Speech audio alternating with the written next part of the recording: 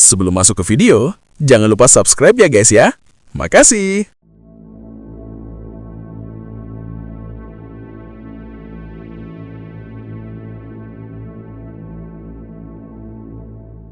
Revolusi adalah tentang harapan yang meledak dan tragedi yang tersisa. Di setiap barikade, di setiap gerilyawan yang berdiri, hidup mimpi tentang dunia yang lebih adil, lebih bebas. Namun di balik kemenangan itu, selalu ada darah, selalu ada pengorbanan, dan seringkali kegilaan. Seni rupa telah menjadi saksi sejati dari momen-momen ini. Bukan hanya untuk merekam, tetapi untuk menanyakan, siapa yang dikorbankan, siapa yang menang, dan untuk siapa sebenarnya revolusi ini terjadi. Dalam kelima karya yang akan kita telusuri hari ini, kita akan melihat bagaimana seniman dari Prancis hingga Spanyol, dari era pencerahan hingga abad modern, menggunakan kanvas mereka sebagai medan pertempuran ideologi. Mereka adalah pengamat yang berbicara melalui warna, bentuk, dan gestur. Mereka adalah propagandis dan orang-orang yang melawan dengan hati nurani. Mereka adalah cerita revolusi yang tidak bisa hanya diambil dari sejarah textbook, melainkan harus dirasakan, dilihat, dan direnungkan. Bersama Bom Seni, mari kita rasakan getaran 5 karya yang melukiskan revolusi.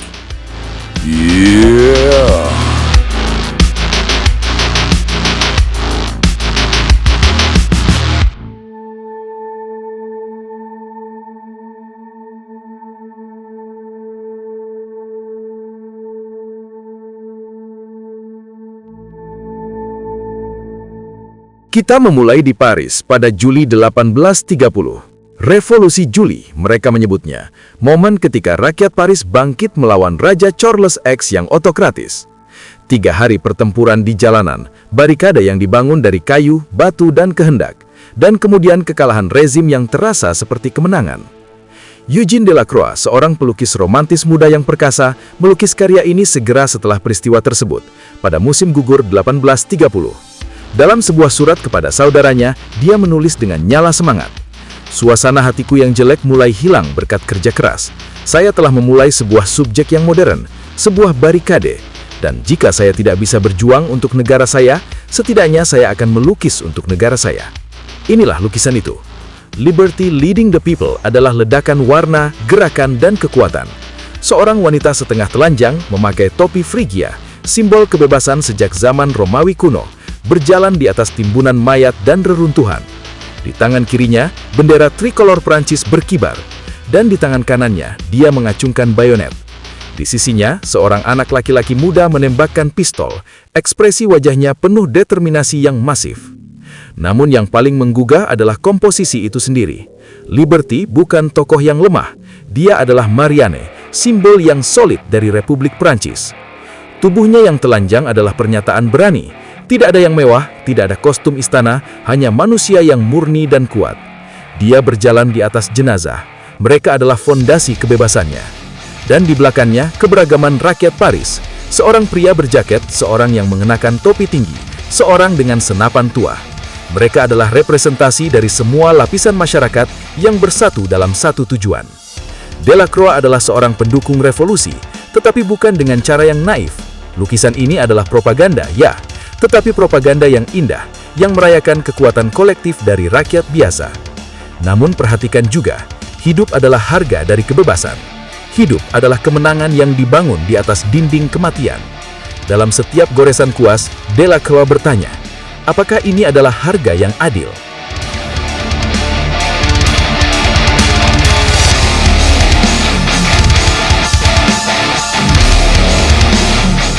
6 tahun kemudian, di Madrid, seniman Spanyol Francisco Goya menyelesaikan sebuah lukisan yang berbeda sekali. The 3rd of May adalah tentang eksekusi, tentang pembantaian, tentang kegilaan perang. Tanggal 3 Mei 1808, pasukan Prancis di bawah kepemimpinan Napoleon Bonaparte yang sedang menguasai Spanyol memutuskan untuk mengeksekusi pemberontak Spanyol, rakyat sipil yang berani melawan pendudukan. Mereka bukanlah tentara, mereka adalah pedagang, petani, bahkan anak-anak. Dieksekusi oleh senapan Prancis dekat Bukit Principe Pio. Goya melukis ini 6 tahun kemudian setelah Prancis diusir. Dia melukisnya bukan dari kemenangan, tetapi dari trauma. Lukisan ini adalah penolakan yang kasar terhadap glorifikasi perang. Bayangkan komposisinya. Di bagian tengah, seorang pria sedang berdiri, tangannya terangkat dalam gestur yang mengingatkan penyaliban. Dia memakai pakaian putih cemerlang, suci, tidak bersalah. Di sekitarnya, tubuh-tubuh yang sudah terbunuh, berceceran tanpa hormat. Mereka adalah bayangan, dia adalah cahaya yang akan mati. Pasukan eksekusi Prancis digambarkan dari belakang sebagai blok gelap, mekanistis, tanpa wajah. Mereka bukan manusia, mereka adalah instrumen pembunuhan. Senapan mereka adalah satu garis hitam yang menunjuk ke pria yang terdakwa. Tidak ada dramatisasi epik seperti di Delacroix. Ini adalah eksekusi yang sederhana, brutal, dan tanpa moral. Yang paling mengganggu adalah mata korban, mata yang terbelalak, penuh ketakutan dan keputusasaan. Dia tahu dia akan mati dalam hitungan detik. Dia melihat kematiannya sudah tiba. Goya di sini bukan propagandis untuk revolusi. Dia adalah saksi mata. Dia adalah pengkritik perang itu sendiri. Pelukis yang pernah menjadi favorit Raja Charles keempat dan dipercaya oleh berbagai kekuatan, kini menunjukkan bahwa semua pihak dalam perang sama-sama bersalah. Tidak ada heroisme di sini, hanya kengerian. Lukisan ini akan menginspirasi Picasso puluhan tahun kemudian. Bahkan Edward Manet menggambar ulang komposisi ini berkali-kali, karena Goya telah menemukan bahasa yang universal untuk melukis kengerian, tanpa glamor, tanpa propaganda, hanya kebenaran yang merangkak.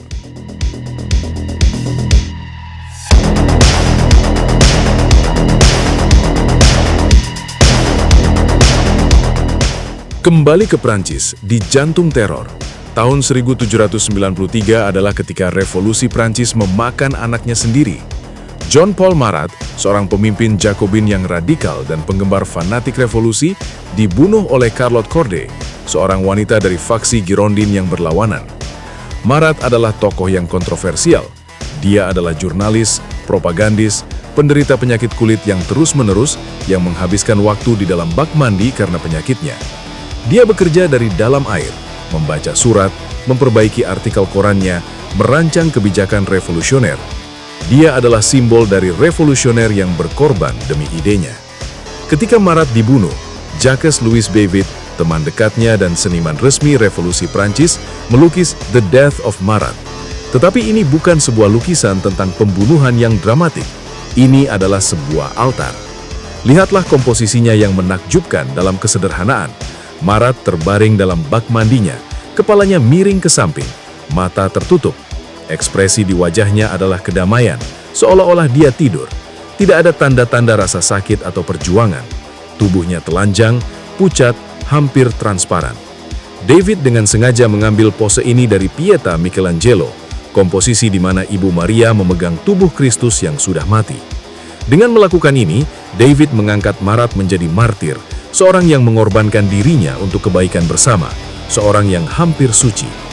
Di sebelah bak mandi, ada sebuah kotak kayu yang ditulisi A. Marat, David, sebuah dedikasi personal yang terlihat seperti nisan. Pisau, instrumen pembunuhan, dilemparkan begitu saja ke lantai, seolah-olah itu tidak penting. Surat dari Charlotte Corday yang dia gunakan untuk masuk menemui Marat masih di tangannya. Latar belakangnya hampa, tidak ada hiasan, tidak ada arsitektur mewah, hanya Marat dan konsekuensi revolusi. David adalah pendukung yang antusias terhadap revolusi radikal. Dia bahkan memilih untuk mengeksekusi Raja Louis XVI. Tetapi dalam lukisan ini, dia menciptakan sebuah propaganda yang halus dan kuat. Propaganda yang mengubah kematian seorang pemimpin menjadi pesan spiritual bahwa pengorbanan itu mulia, bahwa untuk revolusi, seseorang harus siap untuk mati. Namun ada juga ironi yang dalam. Marat adalah orang yang kontroversial bahkan saat hidupnya. Tulisan yang membara telah menginspirasi kekerasan. Tuntutannya untuk hukuman telah berakar dalam teror. David bisa saja melukis sebagai seorang yang mengalami krisis hati nurani. Apakah benar-benar mulia untuk mengorbankan begitu banyak nyawa untuk ide? Ataukah itu hanya kegilaan yang dibungkus dengan romantisisme?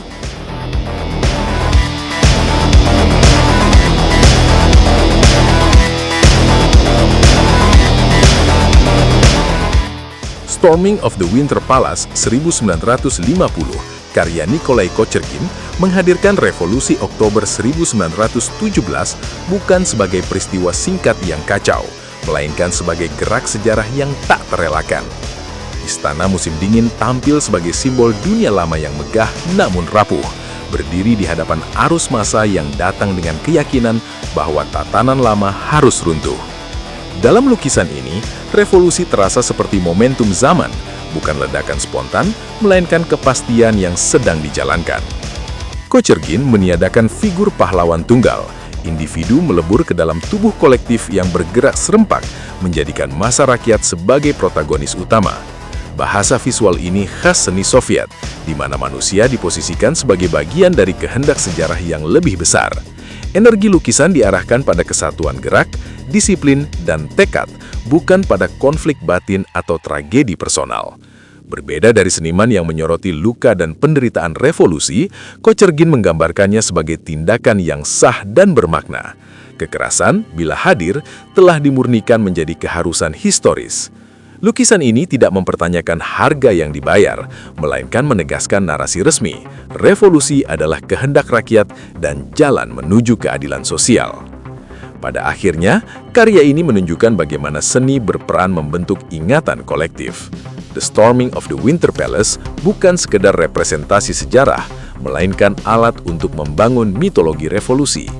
Di tangan Kochergin, seni menjadi medium yang menata kekacauan masa lalu menjadi kisah besar tentang arah sejarah, tentang bagaimana sebuah peristiwa tidak hanya terjadi, tetapi juga diingat.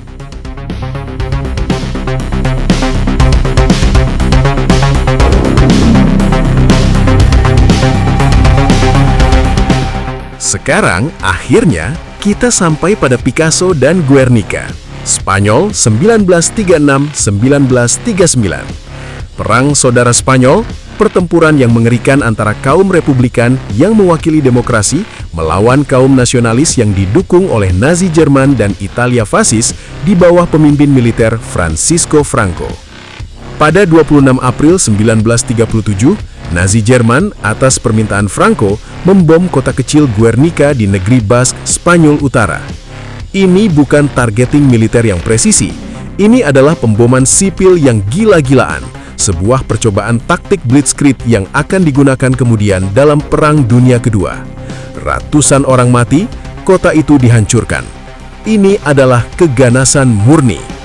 Picasso, yang saat itu tinggal di Paris, telah dikomisionkan oleh pemerintah Republikan Spanyol untuk menciptakan sebuah mural untuk pavilionnya di Exposition Internationale 1937.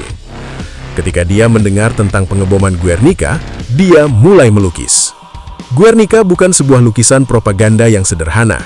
Ini adalah sebuah lukisan yang kompleks, yang jernih, dan yang universal dalam pengakuan kekerasannya. Ukurannya masif, 3,49 meter tinggi dan 7,76 meter lebar.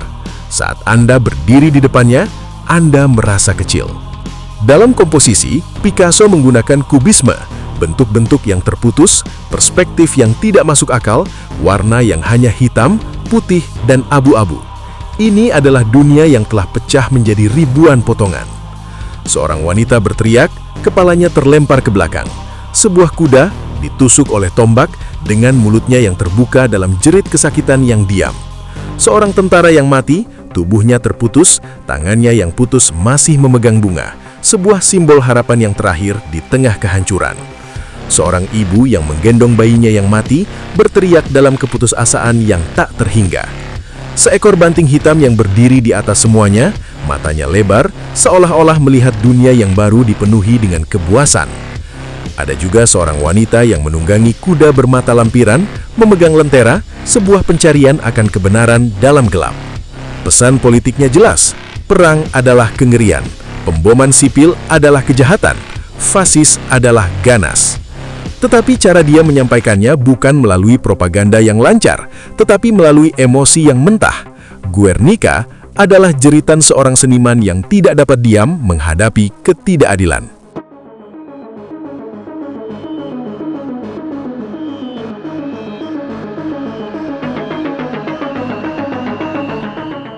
Ketika kita menutup video ini, kita harus bertanya pada diri sendiri, apa yang benar-benar diceritakan oleh kelima karya ini tentang revolusi?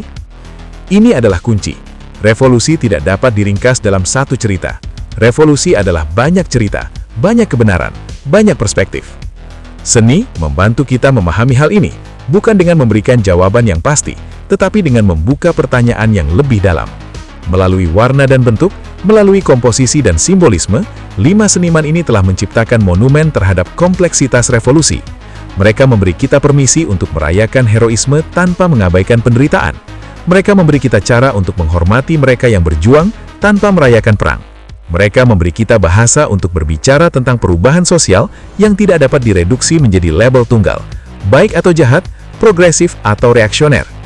Seni evolusi pada akhirnya adalah tentang kemanusiaan, tentang orang-orang yang berani bermimpi, tentang orang-orang yang takut untuk mati, tentang orang-orang yang bertanya-tanya apakah semua ini layak, tentang orang-orang yang tidak tahu bahwa mereka akan menjadi cerita yang dilukis oleh seniman besar berabad-abad kemudian. Revolusi bukan hanya peristiwa sejarah, ini adalah pengalaman manusia, dalam semua kegembiraan, ketakutan, dan kebingungannya. Dan seni adalah cermin yang paling jujur yang kita miliki untuk melihat diri kita dalam cerminan itu.